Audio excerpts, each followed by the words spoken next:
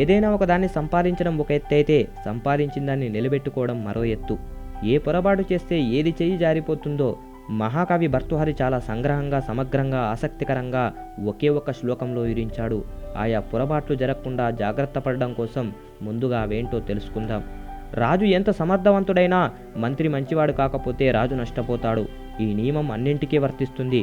అందువల్ల ఒక నాయకుడు కానీ లేక అధికారి కానీ మంచివారిని, సమర్థవంతుల్ని సలహాదారులుగా నియమించుకుంటేనే రాజ్యం కానీ సంస్థ కానీ 10 కాలాల పాటు సుభిక్షంగా, సురక్షితంగా ఉంటుంది. లేకపోతే అనతి కాలంలోనే పతనమైపోతుంది. ఒక సన్యాసికి ఏ వ్యక్తి పట్ల, ఏ వస్తువు పట్ల వ్యామోహం ఉండకూడదు. వ్యామోహం ఉంటే అది బంధానికి దారితీస్తుంది. అందువల్ల సన్యాసి ప్రపంచంలో ఉంటూనే దాని పట్ల ఎటువంటి వ్యామోహం లేకుండా సర్వసంగ పరిత్యాగిగా ఉండాలి. తామరాకుపై నీటి బొట్టులా, కొబ్బరికాయలో కురిడిలా నిర్లిప్తంగా ఉండాలి. తామరాకుపై ఉన్న నీటి బొట్టు ఆకును అంటుకోకుండా ఉంటుంది. అదేవిధంగా కురిడి కొబ్బరికాయలోనే ఉన్న దాన్ని అంటిపెట్టుకోకుండా ఎలా ఉంటుందో సన్యాసి కూడా అలాగే ప్రపంచంలో మన ముందు మనలాగే మసులుతున్న అన్నింటికీ అతీతంగా ఉండాలి. లేకపోతే పతనం కాక తప్పదు. సన్యాసి ఎల్లప్పుడూ దేనితోనూ మానసిక సంబంధం పెట్టుకోకూడదు. పిల్లవాడు ఎక్కువ గారాబం చేయడం వల్ల నష్టపోతాడు. ప్రేమ వేరు, గారాబం వేరు. అందువల్ల తల్లిదండ్రులు తమ పిల్లల్ని ప్రేమించవచ్చు, కానీ గారాబం చేయకూడదు. పిల్లలు మంచి చేస్తే అభినందించాలి, అలాగే తప్పు చేస్తే శిక్షించాలి. తప్పును తప్పుగా చెప్పాలి, ఒప్పును ఒప్పుగా చెప్పాలి. వాళ్ళని మెప్పించడం కోసం తప్పుని ఒప్పుగా చెప్పకూడదు. ఒకవేళ తాత్కాలికంగా మన మాటలు వాళ్ళని నొప్పించినా ఆ తరువాత వాళ్లకు జ్ఞానోదయమై మనల్ని మెచ్చుకుంటారు. అలా కాకుండా మనం తప్పుని ఒప్పుగా సమర్థిస్తే ఆ తర్వాత వాళ్ళు కష్టాల పాలైనప్పుడు మనల్ని తిట్టుకుంటారు. అందువల్ల పిల్లల్ని లాలన చేయకూడదు. ప్రేమపూర్వకమైన క్రమశిక్షణలోనే పెంచాలి. ఏ వ్యక్తి అయినా కేవలం తాను మంచివాడైతే సరిపోదు, తనతో మసలేవారు కూడా మంచివారు కావాలి.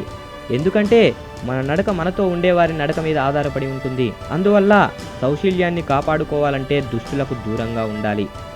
మిగతా దానికొస్తే మద్యపానం ఒక దుర్వ్యాసనం. దానివల్ల మనిషి శారీరకంగా, ఆర్థికంగా, సాంఘికంగా ఎంతో నష్టపోతున్నాడు.